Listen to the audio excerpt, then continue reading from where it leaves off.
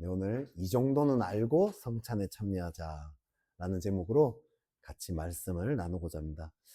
저희 우리 반가운 교회는 매주 성찬을 하잖아요, 그죠? 그래서 좀 오늘 성찬에 대해서 좀 같이 나누고자 합니다. 먼저 근데 이 퀴즈를 하나 내고 시작을 할 텐데요. 우리 성찬 때 우리 두 종류를 먹잖아요, 그죠? 두 가지를 먹어요. 첫 번째 뭘 먹죠? 떡을 먹고 빵을 먹고 그 다음에 포도주를 마십니다. 여기서 퀴즈. 왜 떡을 포도주보다 먼저 먹을까요? 혹시 생각해 보신 분 있으세요? 그 빈속에 술 마시면 쓰리기 때문에 먼저. 네, 죄송합니다. 네, 이거 안 하고 할까 하고 할까 고민하다가 했는데 더 다운된 느낌이네요. 지금 더 안 좋은 표정으로 지금 우리 청소년들이 저를 쳐다보는데, 원래 예수님이 그냥 그렇게 하셨기 때문에 그렇게 하는 거예요. 예수님 먼저 떡을 떼셨고 잔을 마셨기 때문에 우리는 그렇게 합니다. 우리 지금 매주 이렇게 성찬을 드리는데 가능하면 계속해서 매주 성찬을 드리려고 하고 있어요. 매주 성찬을 드린다는 것은 그만큼 우리가 이 성찬을 중요하게 여긴다, 이런 뜻이겠죠. 왜 이렇게 성찬을 중요하게 여기는가? 우선 일단 예수님이 성찬을 정말 중요하게 여기셨어요. 그리고 기독교 역사적으로도 성찬이 아주 중요하게 여겨져 왔습니다. 그러면 왜 기독교에서 이 성찬을 이렇게 중요하게 여겼는가? 오늘 본문에 그 이유가 잘 담겨 있죠. 우리 23절, 24절 말씀을 같이 한번 읽어볼까요? 네, 23절, 24절 시작. 내가 너희에게 전한 것은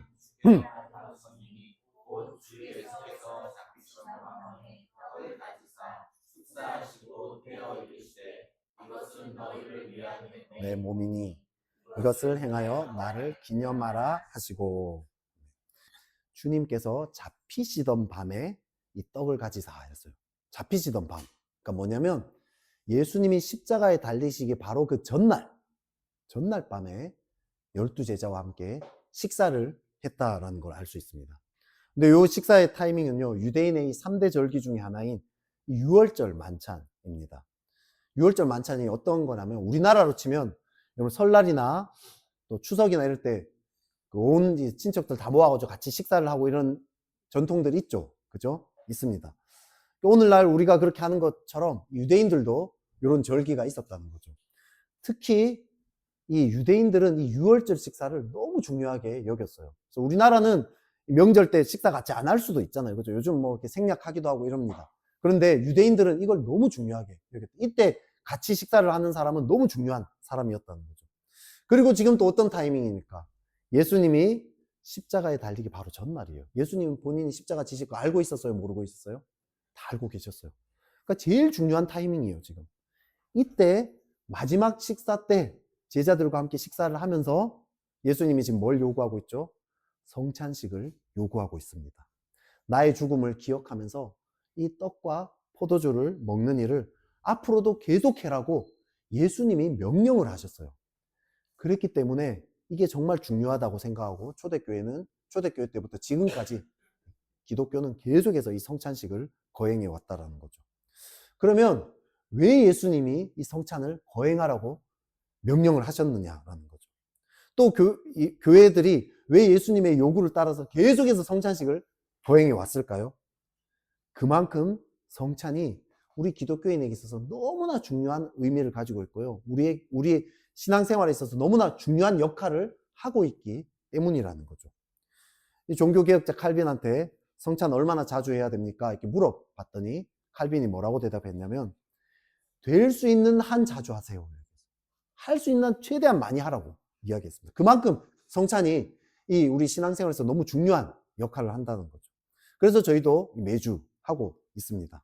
근데 이 성찬이 정말 중요한 역할을 하려면 이 성찬의 의미를 잘 알아야 돼요. 알고 거행해야 됩니다. 의미를 모르고 성찬의 행동만 반복하면 이 율법주의로 갈 수 있어요. 그래서 이렇게 신앙을 오히려 방해할 수 있습니다. 성찬하는데 의미에는 관심이 없고, 빵 맛있더라. 여러분, 이렇게 빵 너무 맛있어가지고 자꾸 이렇게 빵을 많이 막 뜯으려고 하시는데, 많이 뜯는 건 좋은데 욕심을 부리지 말고 거기에 마음을 빼앗기지는 마시고요.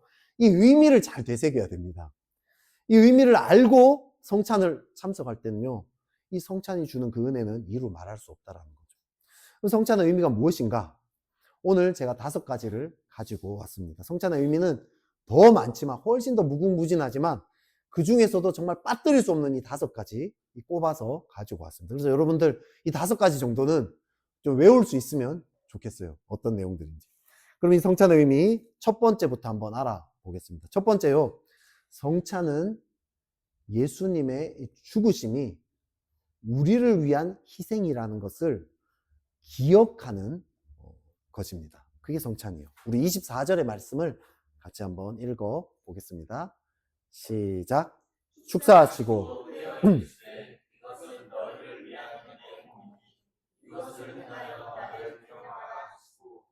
이것은 너희를 위하는 내 몸이라고 했어요. 이것이 뭐였죠? 뭐죠? 그렇지, 떡이에요, 떡. 떡이 예수님 몸이래요. 그것도 너희를 위하는 몸이라 했어요. 그럼 이 잔은 뭐죠? 마시는 포도주는 뭐죠? 예수님의 피예요. 그런데 이것이 누구를 위하는 거라고 얘기했죠? 너희를 위하는. 그죠?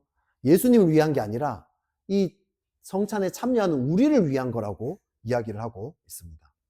제가 성찬을 할 때 제일 먼저 어떻게 하죠? 빵을 이렇게 들어서 어떻게 하죠? 이걸 2개로 쪼갭니다. 왜 이걸 할까요? 떡을 이렇게 떼요. 이 떡이 뭐라고 했죠? 아까 예수님의 몸이라 했어요. 그죠? 근데 몸이 어떻게 되죠? 찢겨졌어요. 떼어졌어요. 예수님의 몸이 찢겨지는 모습을 연상시키는 거예요. 제가 괜히 떼는 게 아니에요. 먹기 좋게 하려고 그냥 하는 게 아니에요. 예수님의 몸이 찢겨지는 거예요. 십자가에서 예수님이 당하시는 그 고통을 상징하는 거예요. 포도주는 예수님의 피를 상징한다 했습니다. 포도주 색깔이 무슨 색이죠? 빨간색, 피 색깔이에요. 그죠? 피를 상상하게 한 색깔입니다. 포도주는 예수님이 십자가에서 흘리신 그 피를 상징하는 거예요. 예수님이 몸이 찢겨지고 죽으셨어요. 피 흘리고 죽으셨어요. 그런데 이 떡과 포도주는 누가 먹죠? 예수님이 그렇게 하셨는데 누가 먹죠, 이거? 우리가 먹어요. 예수님이 먹어요? 아니잖아요. 예수님이 우리를 먹이기 위해서 몸이 찢기시고 피를 흘리셨습니다. 희생되셨다는 거죠. 예수님의 희생은 예수님을 위한 거예요? 우리를 위한 거예요? 우리를 위한 거예요. 이사야서 53장 5절의 말씀 또 같이 한번 읽어보겠습니다. 시작. 그가 찔림은 우리의 허물 때문이요. 그가 상함은 우리의 죄악 때문이다. 그가 징계를 받음으로 우리는 평화를 누리고 그가 채찍에 맞음으로 우리는 나음을 받았도다. 예수님이 찔리신 이유는 예수님의 허물 때문이 아니라 우리의 허물 때문이에요. 예수님이 상함도 예수님의 죄 때문이 아니라 우리의 죄악 때문이다라고 얘기합니다. 예수님이 징계를 받음이 우리의 평화를 위함이고요.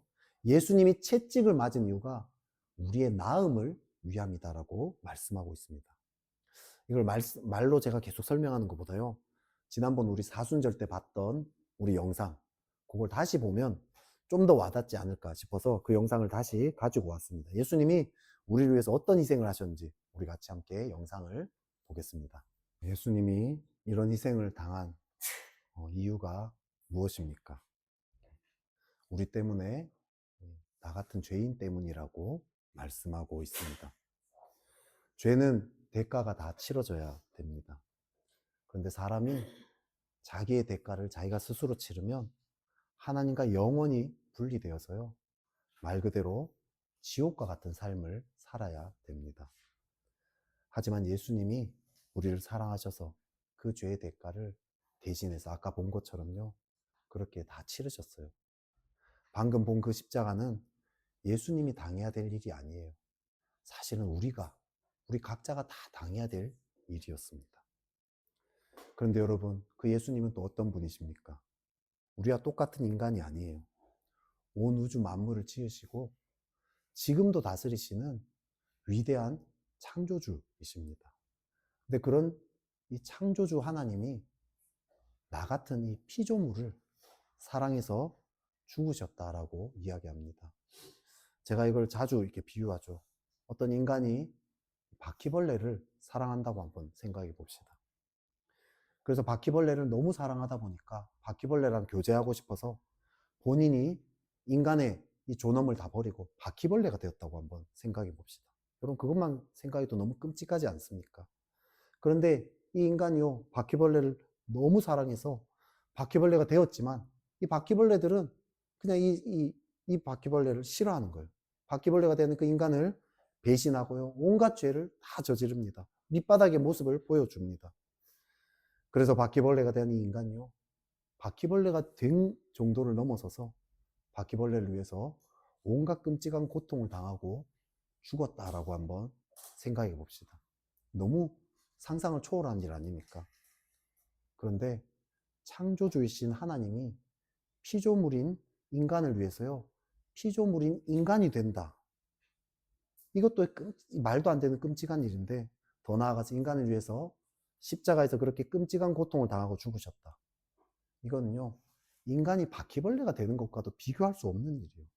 인간이 바퀴벌레가 되는 거는요, 거기에 비하면 하찮은 일에 불과합니다. 창조주가 피조물이 됐다라는 것은 사실 말할 수 없는 거죠. 그 위대하신 하나님이 피조물에 불과한 인간을 위해서 왜 이렇게 끔찍한 일을 당해야 되냐는 거예요. 인간을 사랑하기 때문이라고 이야기합니다. 십자가는 인간이 받을 수 있는 최고의 사랑, 완전한 사랑을 보여줍니다. 사람은요, 사랑을 받는 만큼 변화됩니다. 그런데 이 십자가의 사랑은 말 그대로 끝없는 사랑이에요. 창조주의 정말 말할 수 없는 끝없는 우리 피조물을 향한 어마어마한 이 사랑입니다. 기독교 역사적으로 이 사랑을 아는 사람은 계속해서 변화가 일어났어요. 그냥 변화가 아니라 어마어마한 변화가 일어났습니다. 인간의 인생에 있어서 가장 가치 있는 일이 뭐냐? 창조주의 이 사랑을 아는 거예요. 돈 많이 버는 거, 성공하는 거, 잘 나가는 거, 심지어 뭐 위대한 일을 해가지고요, 인류 전체를 막 이롭게 하는 그런 일을 했다 해도요, 이 사랑을 아는 것에 비하면 아무것도 아닌 거예요. 태양 앞에 반딧불에 불과한 거예요. 위대한 일이나 성공하고 돈 버는 거 이런 거요, 하나님이 다 알아서 하십니다. 우리가 하나님의 사랑을 알고 우리 또한 하나님을 사랑하면요, 나머지는 하나님이 다 알아서 하세요. 우리가 이 떡을 뜯을 때, 그리고 포도주를 따를 때 예수님이 나를 사랑하셔서 나를 위해서 희생하셨다라는 거, 그것을 기억해야 합니다. 이것이 첫 번째 성찬의 의미입니다. 두 번째 의미, 예수님과 우리가 하나됨을 의미합니다. 우리 고린도전서 10장 16절의 말씀을 같이 한번 읽어 보겠습니다. 시작. 우리가 축복하는 바 축복에서는 그리스도의 피에 참여함이 아니라 우리가 이는 떡은 그리스도의 몸에 참여함이 아니라. 떡은 예수님의 몸이라고 했어요. 우리가 이것을 먹어요. 그죠? 포도주는 예수님의 피입니다. 우리가 이걸 마십니다. 이것은 예수님과의 연합을 뜻합니다. 근데 이것은 단순히 예수님과 우리의 연합을 상징하는 행위가 아니에요. 그냥 기념만 하는 행위가 아니에요. 우리가 실제로 이 떡을 먹고 이 잔을 마실 때 실제로 예수님과 연합이 일어난다라는 거예요. 이것이요, 성찬의 중요한 두 번째 개념입니다. 여러분, 이따가 이제 떡을 먹을 텐데 이 떡이 진짜 예수님의 몸이에요? 세포예요? 실제? 그건 아니죠. 가톨릭에서는 화채설이라고 해서요, 이 떡이 어느 순간 진짜 실제로 예수님의 그 살이 된다라고 믿어요. 예수님이 진짜 그 육체, 세포라고 믿어요. 포도주도요, 예수님의 진짜 피라고 믿어요. 그래서 가톨릭에서는요, 성찬을 하다가 빵 부스러기가 떨어지면 다 주워 먹어요. 바닥에 포도주 떨어지잖아요. 핫타 먹어요. 그거 다 핫타 먹습니다. 왜냐하면 진짜 예수님의 몸이고 피이기 때문에. 근데 우리 개신교는 그렇게 믿지 않죠. 이 떡이 정말 예수님의 실제 몸이라고 하진 않아요. 하지만 이것이 단순히 예수님과의 그냥 이걸 먹으면서 예수님과 연합을 그냥 상징만 한다, 기념만 한다라고도 하지 않아요. 성령님께서 이 떡을 먹을 때요, 실제로 우리가 예수님의 몸을 먹는 것처럼 역사하신다라는 거예요. 성찬에 참여할 때 우리가 실제로 예수님과 신비한 그 연합이 이루어진다라는 거예요. 여러분이 떡을 먹고요, 잔을 마실 때요, 정말 예수님과 우리가 신비하게 연합이 된다는 것을 믿어야 돼요. 이 떡을 예수님의 진짜 몸이라고 한번 생각해 보십시다. 이 떡을 먹어서 소화되면 이 떡이 어떻게 되죠? 내 몸의 세포가 되어버려요. 그죠? 소화가 돼서 세포가 되잖아요. 내 몸이 돼요. 포도주 예수님의 피예요. 이 피를 마셨더니 이 피가 또 소화되어서 내 몸이 되어요. 그러면 예수님과 내가 연합이 되는 거 아닙니까? 우리는 이렇게 신비하게 연합이 됩니다. 떡을 먹을 때요, 성령님께서 예수님의 몸이 영적으로 이 떡과 함께하게 함을 믿으셔야 돼요. 여러분, 잔을 마실 때요, 성령님께서 이 예수님의 이 피가 영적으로 이 잔 가운데 함께 하신다는 것을 믿음으로 받아들이셔야 됩니다. 그래서 이 떡과 포도주가 내 살이 되고 내 피가 된다라는 거예요. 예수님과 정말 신비롭게 우리가 연합된다는 것을 믿음으로 받아들여야 됩니다. 그런데 여기서 한 가지 질문이 있어요. 예수님과 이 신비로운 연합은 그러면 성찬 때에만 일어나는 일일까요? 아니에요. 사실은 우리는 이미 예수님과 연합되어 있습니다. 우리 계시록 3장 20절 말씀을 같이 한번 읽어볼까요? 읽겠습니다. 시작. 볼지어다. 내가 문 밖에 서서 두드리노니 누구든지 내 음성을 듣고 문을 열면 내가 그에게로 들어가 그와 더불어 먹고 그는 나와 더불어 먹으리라. 예수님 문 밖에 서서 두드리죠. 우리의 이 마음문을 얘기합니다. 이 마음문을 열면 예수님이 어떻게 하신다고요? 우리 안에 들어오세요. 들어오셔서 예수님과 우리가 신비롭게 연합이 되는 거예요. 그죠? 근데 들어오셔서 뭘 하신다 하시죠? 더불어 먹고 그는 나와 더불어 먹는다 얘기합니다. 더불어 먹는 것은 예수님과의 어떤 친밀한 교제를 이야기합니다.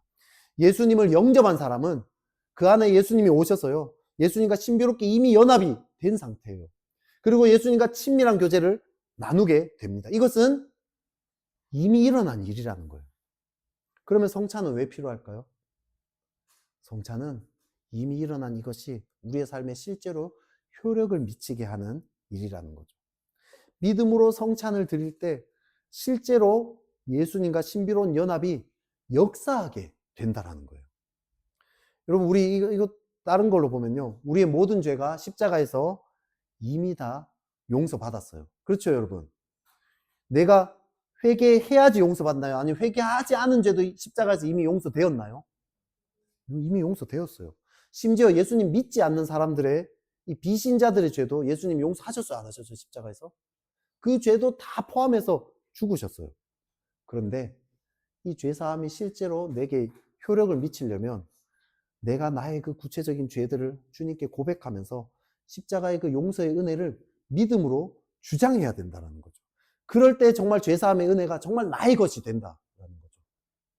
마찬가지로요, 성찬을 믿음으로 드릴 때 그때 예수님과의 신비로운 그 연합이 정말 나의 것이 되어서 실제 내 삶에 능력을 발휘하게 된다는 거죠. 성찬에 계속 정말 믿음으로 잘 참여하기만 하면요, 우리의 성품이 변화됩니다. 우리도 모르는 사이에 열매를 맺게 돼. 하나님과 내가 예수님과 정말 내가 연합됐다는 것을 믿음으로 주장할 때 성찬을 통해서 우리와 정말 연합되신 그 예수님께서요, 우리 안에서 계속해서 열매를 맺게 하십니다. 우리의 존재가요, 우리도 모르는 사이에 점차 변화가 일어나는 거죠. 또 여러분이 성찬에 계속 참석할 때 믿음으로 주님과 연합됨을 주장하면 어떻게 됩니까? 우리 스스로도 변화가 일어나겠죠. 내가 예수님과 연합되어 있다는 것을 점점 믿음으로 더 받아들이게 된다는 거죠. 이미 예수님과 우리는 연합됐어요. 됐는데도 우리는 늘 어떻게 생각하냐면 예수님이 자꾸 멀리 떨어져 있는 것을 생각해요. 여러분, 기도할 때 어떻게 합니까?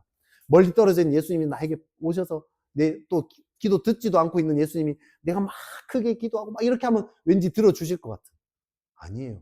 사실은 예수님이 이미 우리 안에 계시고요, 우리의 기도도 다 듣고 계세요. 근데 그게 잘 안 믿어지는 거예요. 우리 인간이 이 죄인이라서요, 예수님과 분리된 채로 살아왔기 때문에, 계속 그렇게 살아왔기 때문에 자꾸 분리되어 있다라고 자꾸 착각을 해요. 그런데 성찬을 계속하면 어떻게 될까요? 예수님이 나와 연합되었다는 것이 점점점 믿음으로 확신으로 다가오게 되겠죠. 예수님이 내 기도를 이미 듣고 계신 것도 확신으로 다가오게 되겠죠. 여러분, 그러면 예배 드릴 때, 기도할 때, 말씀을 볼 때 예수님께 마음이 점점 더 잘 열리겠어요? 아니면 점점 닫히겠어요? 점점 더 열리게 되죠. 신앙생활에요, 틀 자체가 바뀌게 돼요. 성찬에 계속 참석해서 예수님과의 연합을 믿음으로 계속 주장하면요, 내 틀 자체가 바뀌는 거예요. 예수님이 내와 연합되어 있다라는 이 틀 안에서 신앙생활을 하게 된다는 거죠. 예수님과의 교제가 실제로 더 깊이 일어납니다. 그러면서요, 점점 우리 안에는 예수님께 나아가는 것이 즐거워져요. 과거에는 예수님께 나아가는 것이 의무였어요. 하기 싫은데 억지로 해야 돼요. 그래도 그리스도인이라면 하루에 말씀 한 장은 봐야지. 막 이러면서 억지로 막 보고 이랬어요. 그런데 점점 예수님께 나가고 싶어집니다. 가까이 가고 싶어져요.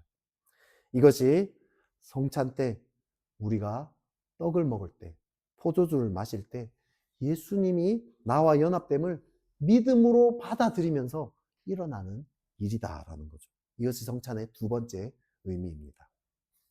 세 번째 의미, 성찬에 참여하는 성도들의 하나됨을 의미합니다.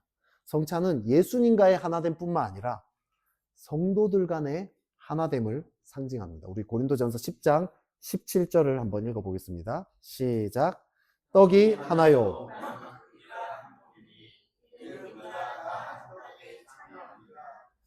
떡은 예수님이라고 했습니다. 그런데 이 떡이 하나예요. 우리는 이 한 떡, 그죠? 여러분, 제가 빵 하나, 통으로 된 거 하나 가져왔죠. 그죠? 그걸 딱 떼서 먹습니다. 그런데 이제 인원이 많은 교회들은 보면 미리 빵을 잘라놔서 이렇게 먹기도 해요. 그죠? 그러다 보니까 이게 의미가 퇴색될 수 있는데요. 성찬 때 원래는 이 빵 하나를 가지고 나눠서 먹었어요. 근데 이 떡이 뭐라고 했죠, 아까? 예수님의 몸이에요. 예수님이에요. 이 떡을 먹으면서 우리는 예수님과 하나 되었어요. 그죠? 그런데 그것으로 끝나지 않았어요. 예수님 안에서 우리 또한 하나가 된다. 같은 떡을 먹었잖아요. 우리가 한 예수님을 먹으면서 예수님 안에서 우리가 하나 된다라는 거죠. 고린도전서 12장 13절의 말씀 같이 한번 읽어볼까요? 시작. 우리가 유대인이나 헬라인이나 종이나 자유 다 한 성령으로 세례를 받아 한 몸이 되었고 또 다 한 성령을 마시게 하셨느니라. 유대인, 헬라인, 종, 자유인이나 상관없이 다 하나가 되었다. 이렇게 이야기합니다. 요 하나가 되었단 말이 조금 추상적이잖아요. 그죠? 구체적으로 예수님 뭐라고 말씀하셨냐? 마가복음 3장 35절에 이렇게 말씀하십니다. 읽어볼까요? 시작. 누구든지 하나님의 뜻대로 행하는 자가 내 형제요, 자매요, 어머니이니라. 형제, 자매, 어머니는 가족이죠. 가족. 예수님 안에서 한 몸이다. 이 말은 가족이 되었다는 뜻이에요. 여기서 중요한 것은요, 앞으로 가족이 될 거라고 얘기한 게 아니라 이미 가족이 되었다라고 이야기하고 있어요. 성찬 때 우리는 이것을 믿음으로 받아들여야 됩니다. 여러분, 성찬할 때요, 우리 옆에 있는 사람들, 성찬에 참여한 사람들 가족이 되었다라고 성경은 분명히 이야기하고 있어요. 제가 옛날에 이런 예를 든 적이 또 있죠. 예를 들어서 우리가 여기 교회가 아니라 학교라고 합시다. 학교. 지금 수업 중이에요, 여러분. 제가 선생님이에요. 자, 수업이에요. 그러면 여러분 같은 학교를 다니는데 학생들 중에 여러분 친한 친구도 있지만 반에 그냥 얼굴만 알고 잘 인사도 안 하는 그런 친구들도 있죠. 심지어 같은 친구들 중에 이게 친구라고 하기는 거의 원수 같은 막 그런, 나랑 정말 안 맞는 것 같고 막 이런 사람도 있습니다. 그죠? 가끔 인사만 하는 뭐 그런 친구도 있어요. 그런데 나랑 정말 안 맞아가지고 내가 정말 싫어하는 이 친구가 한 명 있었어요. 근데 막장 드라마 같은 거 보면 그 친구가 과거에 엄마가 어쩔 수 없이 버렸던 내 동생으로 이렇게 탁 정체가 드러나요. 그러면 그 친구를 어떻게 대하겠어요? 그 다음부터 인사부터 시작해서 관심이 완전히 달라지지 않겠어요? 그죠? 그 전까지는 그냥 남처럼, 그냥 없는 것처럼 되는데, 투명인간처럼 되었는데 그때부터는 완전히 달라집니다. 왜 그렇죠? 관계 틀 자체가, 설정 자체가 완전히 바뀌어버린 거예요. 성경이 이것을 얘기하는 거예요. 실제로 우리가 이렇게 가족이 되었다라는 거예요. 같은 교회니까 그래도 우리 남보다는 좀 가까이 지내자, 이런 정도가 아니에요. 여러분, 세상도 같은 동호회 사람들끼리는 서로 친하게 지내려고 하지 않습니까? 근데 성경은 그런 정도가 아니라 우리가 한 가족이 되었다라고 이야기합니다. 우리 관계 틀 자체가 완전히 바뀌었다 이야기합니다.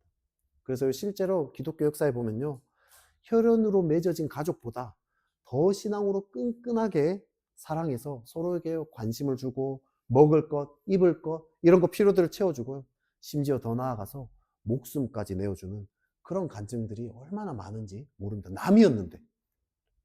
몇십 년 전만 해도요, 사실 교회에서요, 생판 모르는 사람을 같은 교회 지체라는 이유로요, 형편이 어려운 사람을 자기 집에 빈 방에 재우고 먹이고 입히고 뭐 이런 일들이 비일비재했어요. 몇 년을 그렇게 막 데리고 살고 이런 일들이 비일비재했어요. 예수님 안에서 우리는 한 가족이 되었어요. 이미 한 가족이 되었어요. 우리는 서로를 바라보는 틀 자체가 바뀌어야 됩니다. 우연히 같은 반 친구가 된 사람들처럼 우연히 그냥 어떻게 하다 보니까 반가운 교회에 그냥 우연히 모이게 돼가지고 그렇게 그냥 같이 지내는, 어쩔 수 없이 같이 지내는, 그래도 이왕 같이 됐으니까 좀 친하게 지내자, 뭐 이런 정도가 아니라는 거예요. 하나님은 우리를 그런 정도의 관계가 아니라요, 가족으로 불러주셨어요. 근데 하나님이 계속 그렇게 세워가실 것 같아요. 우리 반가운 교회를 점점점 그렇게 세워가실 것 같아요. 점점점 우리가 하나 되어지고 가까워지고 마음을 쓰는 게 달라져요. 그리고 하나님과의 관계에서 오는 그 마음으로, 하나님께서 주시는 그 마음으로 서로를 바라보는 게 저는 느껴집니다. 우리는 점점 그렇게 될 거예요. 근데 여기서 중요한 게 하나 있습니다. 가족은 예수님 안에서 한 가족이에요. 예수님 안에서. 이게 중요합니다. 예수님을 함께 추구하는 거예요. 예배 자리에 그냥 함께 있다, 이 자리에 그냥 왔다라는 것만으로도 무조건 가족인 거 아니에요. 진심으로 우리가 다 함께 예수님을 추구하기 때문에 그 예수님 안에서 서로 저절로 가족이 되는 거예요. 우리가 예수님을 정말 추구하고 예수님의 사랑 안에 거하게 되면요, 예수님이 우리에게요, 이 반가운 교회 다른 성도들을 보는 눈들을 달라지게 하고요, 우리 인격을 변화하게 하고요, 우리를 희생할 수 있는 마음들 주고 여러 마음들 주세요. 그러면 자연스럽게 정말 이 성도들이 진짜 내 가족처럼 여겨지게 돼요. 나를 희생할 수 있는 그런 마음이 된다는 거죠. 농구 동호회는 농구 사랑하는 마음 때문에 서로 하나가 되죠. 농구 이야기만 하면 밤을 막 샐 수도 있는 사람들이에요. 그러면서 어떻게 됩니까? 농구 동호회는 함께 농구 실력도 올라가게 되고 또 관계도 서로 더 하나 되게 돼요. 예수님 안에서 한 가족이란 말은 예수님을 전심으로 추구하는 사람들이 한 가족이 된다는 거예요. 예수님이 이야기하면서 밤을 샐 수 있는 사람들이에요. 그로 인해서 예수님에 대해서요, 함께 영적으로 서로 자랍니다. 그리고 그 예수님 안에서 서로 관계도 하나가 된다는 거죠. 이런 사람들의 모임은요, 예수님으로부터 사랑과 은혜를 계속 공급받습니다. 여러분, 우리 많이 최근에 경험하고 있지 않나요? 예수님 뜻대로 사니까 진짜 예수님이 우리를 다 채워주신다는 거 많이 경험하고 있지 않나요? 우리 성도들이 그런 경험들, 간증들 합니다. 우리 교회도 지금 재정적으로도 예수님 채워주시고 또 장소도 뭐 이번에 될지 안 될지 모르지만 예수님이 계속 뭔가 이끌어 주시는 것들이 있습니다. 예수님이 계속 공급해 주세요. 그래서요, 그 모임은 풍성해요. 이 실제로 우리 정서적으로 뭐 영적으로 풍성할 뿐만 아니라 실제 우리 삶에도 예수님이 채워주시고 공급하는 게 있어요. 그러니까 모임들이 계속 풍성해질 수밖에 없죠. 기쁨이 넘칩니다. 사랑이 넘칩니다. 세상은 가족이라 해도요, 서로 가족인데도 서로 남보다 더 못한 사이들도 많아요. 그런데 교회는요, 예수님을 열렬히 추구하다 보니까 예수님의 사랑이 넘치고 예수님의 공급이 넘치니까요, 실제로 하나님의 풍성한 사랑과 기쁨이 넘치는 곳이라는 거죠. 성찬에 참여할 때 이 떡을 먹으면서 우리가 예수님 안에서 한 가족이구나, 예수님의 공급과 예수님이 주시는 모든 것 가지고 우리 함께 서로 나누고 함께 가지는 그런 가족이 되었구나. 그래서 여러분, 초대교회 어땠습니까? 서로 떡을 떼고 이럴 때 서로 자기 가진 거 하나도 자기 것이라 하지 않으면서 떡을 떼고 나누고 모든 것을 다 나눴던 그런 어마어마한 역사가 나타났습니다. 그게요, 사람이 욕심이 많기 때문에 저절로 될 수 있는 게 아니에요. 성령님께서 역사하셨기 때문입니다. 우리 반가운 교회도 그런 역사들이 점점점 더 일어날 것입니다. 네 번째, 성찬은 복음 전파의 사명을 새롭게 하는 시간입니다. 여러분, 이렇게 5개라고 얘기했는데 아직도 네 번째라서 좀 이제 마음 어려워하신 분들 빨리 진행하겠습니다. 우리 26절의 말씀을 같이 한번 읽어보겠습니다. 시작. 너희가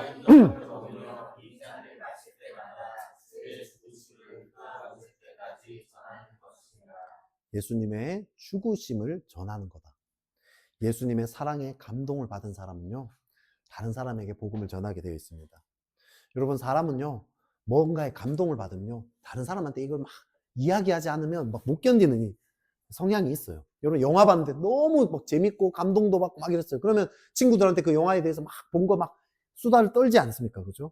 그 감동을 전하면서 너도 꼭 그 영화 한번 봤으면 좋겠다, 막 이렇게 얘기합니다. 마찬가지로 예수님의 그 십자가의 사랑을 감동된 사람, 이 성찬을 통해서요, 그 예수님의 떼어짐과 그 피에 참여하는, 몸과 잔에 참여하는 그 감동들이 충만한 사람은요, 그 사랑을 전하고 싶어진다는 거죠. 여러분, 왜 우리가 전도를 안 하죠? 왜 전도를 부담스럽게 느낍니까? 아, 지금 이 시대가 기독교에 대한 이미지 너무 안 좋아서 함부로 전도하면 안 돼. 비인격적으로 전도하는 거, 막 예수천당 불신족 이런 거 막 하는 거, 그 복음 전파에 전혀 도움 안 되잖아. 이런저런 막 핑계들을 대면서 전도를 안 해요. 근데 핵심적인 이유는 사실은 이 십자가의 감동이 사라졌기 때문에. 이 사랑을 아는 사람들은요, 전하고 싶어져요. 근데 저는 우리 교인들, 우리 방광교회 성도님들 보면 그런 마음들이 있는 게 저는 느껴져요.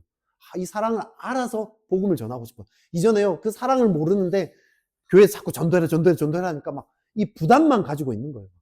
와, 복음 전도하긴 해야 되는데 막 부담. 근데 이 사랑을 아니까 이 사랑을 전하고 싶은 이 마음들이 우리 교인들한테 있는 게 느껴져요.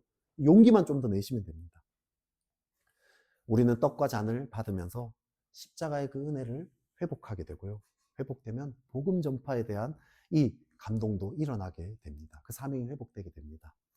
다섯 번째, 성찬은 예수님의 재림을 소망하는 자리입니다. 성찬은 이 성찬에서 우리가 먹는 거, 먹고 마시는 거, 즐거운 일이잖아요. 그죠? 여러분, 빵 맛있죠? 맛있어요. 네.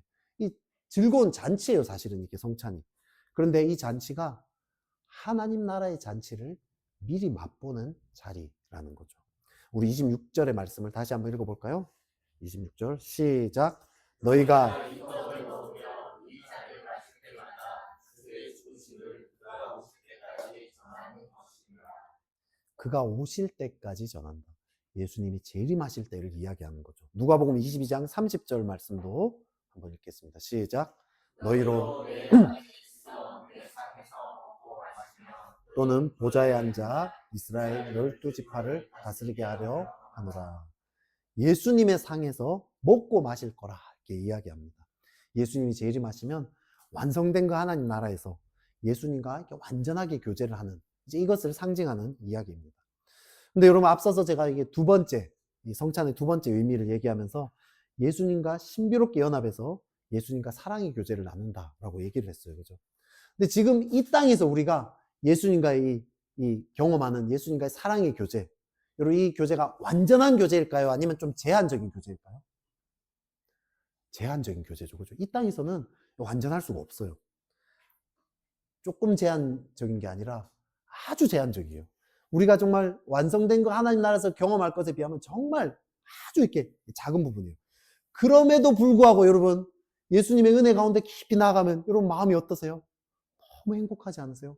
너무 기쁘지 않으세요? 너무 평화롭지 않으세요? 그런데 예수님이 재림하시면요, 그것과 비교할 수 없는 기쁨, 비교할 수 없는 평안이 우리에게 있다라는 거죠. 창조주가 우리를 위해서 죽으신 그 어마어마한 그 사랑을요, 우리가 조금도 감하는 게 없이 완전하게 느끼고 체험한다고 한번 생각해 보세요.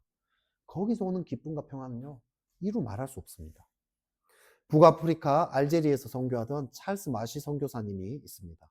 이 사람이 현지에서 사역을 하면서 7명에게 세례를 줬어요. 그런데 예수님을 믿는다는 이유로 7명이 살해를 당해요. 선교사님이 얼마나 마음 아프겠어요. 내가 세례를 줬는데 그 사람들이 바로 살해를 당했어요. 너무 마음이 상해가지고 하나님께 부르짖었대요. 내가 이래도 복음을 전해야 됩니까? 그때 하나님이 요한계시록 14장 13절의 말씀으로 응답을 주셨답니다. 말씀 한번 읽어볼까요? 시작. 또 내가 들으니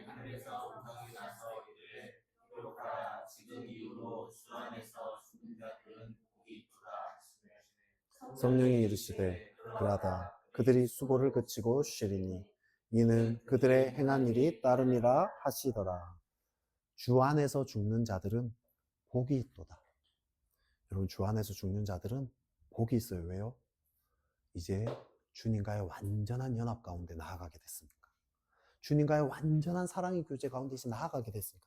주 안에서 죽었기 때문에 이제 지금까지 이 땅에서 이들이 겪었던 뭐 주님과의 연합, 그것과 비교할 수 없는 완전한 연합, 완전한 평안, 완전한 기쁨 가운데 나아가게 되었기 때문에 복이 있다라고 말씀하는 거죠. 제가 자주 얘기하죠. 어떤 목사님이 이렇게 얘기하죠. 천국 가시기 바랍니다 하면 다들 뭐라고 대답하죠? 아멘 대답하죠. 지금 천국 가시기 바랍니다. 그럼 아멘 하세요? 심지어 불쾌한 내색까지 내비치죠. 왜 그렇죠? 천국이 좋다는 건 알지만 별로 급히 가고 싶어 하잖아요. 왜? 진짜로 좋은지 몰라요. 돈 좀 있고 건강하면 이 세상도 살만하다고 생각해요. 조금만 좋은 데 가도 와 여기가 천국이네. 경치 좀 좋으면 아 여기가 천국이다. 아니요. 천국을 진짜 모르는 거예요. 정말 예수님과 완전하게 연합되는 그 천국은요. 말할 수 없는 것이에요. 그것을 우리가 살짝만 경험하면 우리는 이 땅에서 사는 게 아무 의미가 없을 거예요. 그냥 천국 빨리 보내주세요. 이거밖에 안 할 거예요. 천국에 다른 게 의미가 없어질 거예요. 그래서 아무도 지금 이 땅 가운데 사는 사람 중에 천국을 제대로 경험한 사람 아무도 없어요. 우리는요, 이런 천국을 사모해야 됩니다. 우리 떡과 잔을 마실 때요, 이것을 통해서 하나님의 그 은혜에 참여하면서 지금 이 경험하는 것은 정말 세 발의 피다. 태양 앞에 반딧불밖에 안 되는 이 은혜도 너무 감사한데 이것과 비교할 수 없는 어마어마한 것이 우리를 기다리고 있구나. 그때를 소망하는 마음으로 성찬에 참여한다는 거죠. 말씀을 정리하겠습니다. 성찬은 예수님의 죽으심을 기억하는 것입니다. 떼어지고 피를 흘린 것을 기억하는 거죠. 그것이 나를 위한 희생이었음을 기억합니다. 그리고 또한 성찬은 예수님과의 연합을 확인하는 자리입니다. 먹고 마심으로 예수님과 내가 신비롭게 연합되었음을 믿음으로 선포하십시오. 그리고 예수님 안에서 우리 성도가 한 가족이 되었음을 고백하는 자리입니다. 또 이 은혜를 감화 감동받은 우리는 이 은혜를 전하는 복음 전파의 사명을 확인하는 자리입니다. 그리고 마지막으로 이 은혜가 여기에서 맛보는 것도 너무 황홀하고 기쁜데 마지막에 완성될 하나님 나라에서 얼마나 놀라운 일이 일어날까 그것을 기대하는 소망하는 자리입니다. 떡과 잔을 받을 때마다 성찬의 이런 의미들을 떠올리면서 믿음으로 참여함으로 더 많은 은혜를 누리시는 저와 여러분 되시기를 주의 이름으로 축복합니다.